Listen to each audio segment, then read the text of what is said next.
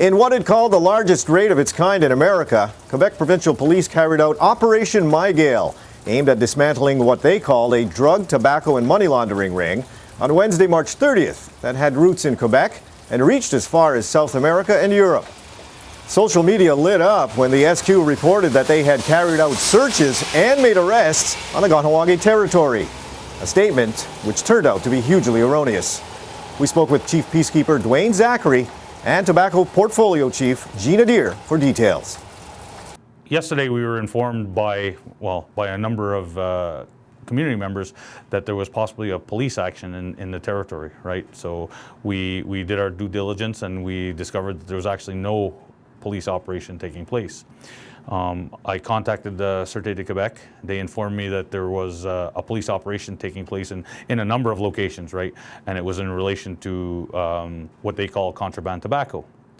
They contacted me later on that day and said that there were 3 people from our community who had warrants in their name, and they asked for our assistance, at which time I advised them that we don't get involved in tobacco files. They said that they understood and they asked if we could help to facilitate. Basically what we did is we were given the names of the 3 individuals. We contacted them and we gave them information about how they could go about taking care of their warrants. Well, it's a little difficult for us to accept that they label us as criminals and contraband, because for 25 years we've had an industry here that's been very active. There are stores all along the major highways, and the government is well aware of that. So instead of coming to Kahnawake or any other First Nation community to make an agreement on the taxation issues, which is the bottom line, this is a taxation issue, they've allowed the courts to prosecute people, make them criminals, and it became a criminal code issue rather than a Custom and Excise Act issue. So, I mean, it's very sad. We've taken several steps back. I mean, we look at the fur trade. You go that far back, taxation was an issue back then, and they were jailing First Nations peoples for not paying taxes. Here we are in this day and age, still facing the same thing. We have a hearing scheduled for next week on the tobacco law. April 5th, we have our next hearing, and the law is moving forward within the community. We are organizing ourselves here in Kahnawake. The law is not made for the outside policing agencies or governments or anything. It's for internal use only. The hope is that one day the government will take the time to sit down and talk to us about the taxation issues, because it goes beyond tobacco. I mean, tobacco is a product that, you know, they can vilify.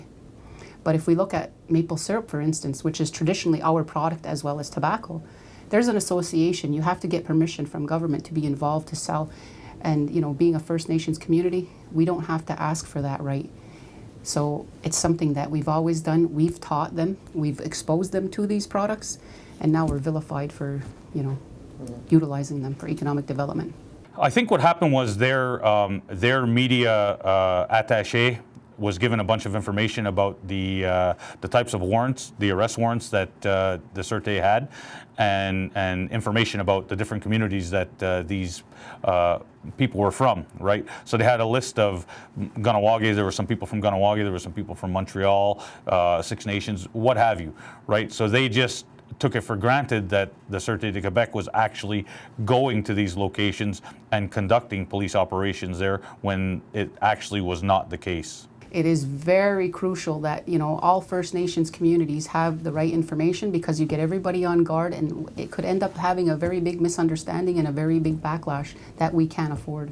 And again, all the charges are related to fraud and the government being the victim because they didn't get their tax dollars.